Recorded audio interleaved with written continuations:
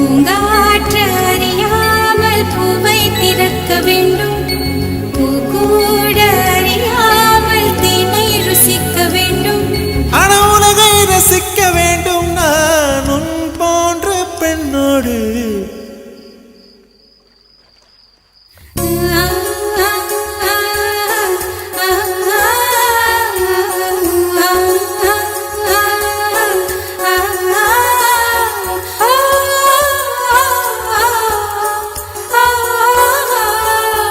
வெண்ணிலவே வெண்ணிலவே விண்ணை தாண்டி வருவாயா, விளையாட ஜோடி தேவை. இந்த பூலோகத்தில் யாரும் பார்க்கும் உன்னை அதிகாலை